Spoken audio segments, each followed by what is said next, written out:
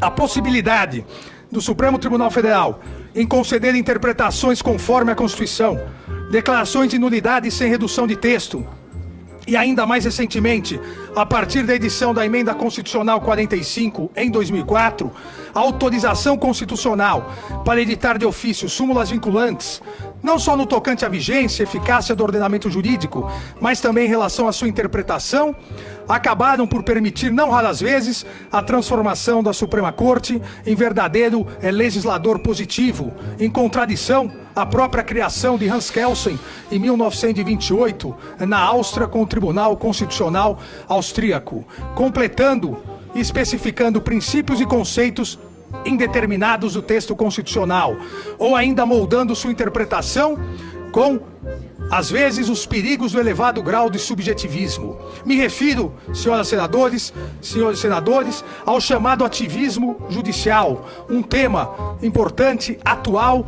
e cuja discussão cresce no Brasil nesse momento.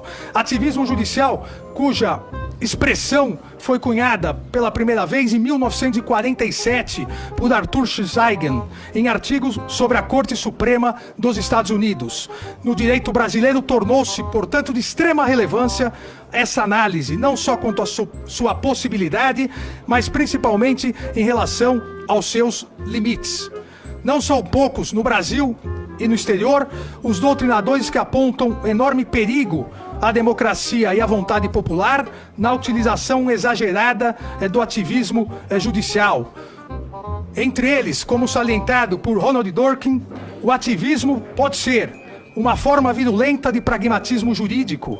Um juiz ativista ignoraria o texto da Constituição, a história de sua promulgação, as decisões anteriores da Suprema Corte que buscaram interpretá-las e as duradouras tradições de nossa cultura política. O ativista poderia ignorar tudo isso para impor a outros poderes do Estado o seu próprio ponto de vista sobre o que a justiça exige. Não me parece ser essa uma solução equilibrada, a partir da própria ideia da complementaridade entre democracia representativa e justiça constitucional. Sei. Nessa colenda Comissão de Constituição e Justiça, reafirmo que, se merecer a aprovação por parte do Senado Federal, reafirmo meu juramento de persistir em meus ideais de vida, honrando o compromisso de constante luta pelos ideais republicanos e democráticos que devem dirigir a nação brasileira. Reafirmando, mais uma vez, que minha atuação será com imparcialidade, coragem, dedicação, seriedade e sincero amor à causa pública, corroborando as históricas ideias de Platão, Aristóteles, Rousseau, Thomas Jefferson e tantos outros sobre a necessidade dos governantes respeitarem e honrarem as leis, acima de suas vontades e idiosincrasias pessoais. Sei. Voltados para um único objetivo, o bem comum. Reafirmo minha independência, meu compromisso com a Constituição e minha devoção às liberdades individuais.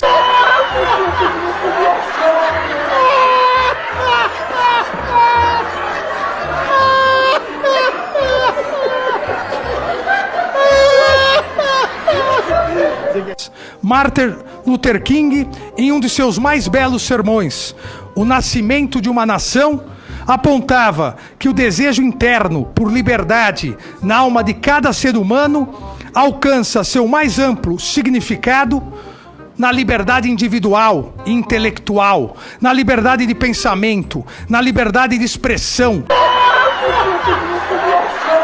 na liberdade de crença e cultos religiosos, na liberdade de escolha, afirmando que parece que há um desejo palpitante, parece que há um desejo interno por liberdade na alma de cada ser humano. Está lá, no início, pode não se manifestar, mas finalmente a liberdade rompe. Os homens percebem que a liberdade é fundamental e que roubar a liberdade de um homem é tirar-lhe a essência de sua humanidade. Tirar-lhe a liberdade é roubar-lhe algo da imagem de Deus, diz Martin Luther King.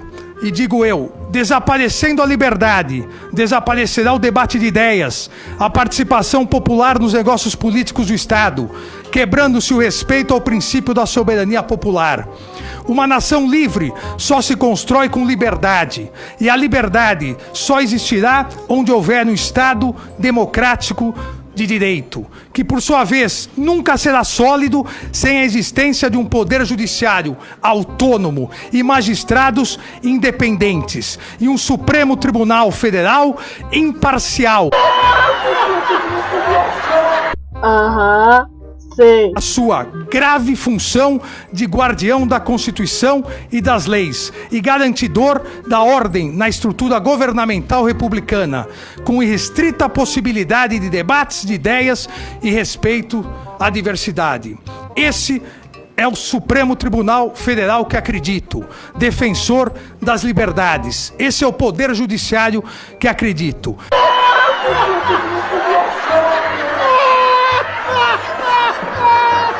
O relator ministro Alexandre de Moraes considerou os artigos inconstitucionais. Quem não quer ser criticado, quem não quer ser satirizado, fique em casa. Não seja candidato. Não se ofereça ao público. Não se ofereça para exercer cargos políticos. Essa é uma regra que existe desde que o mundo é mundo. Querer evitar isso por meio de uma ilegítima intervenção estatal na liberdade de expressão é absolutamente inconstitucional. É uma censura prévia, e a censura é a mordaça da liberdade. Quem gosta de mordaça é tirano, quem gosta de censura é ditador.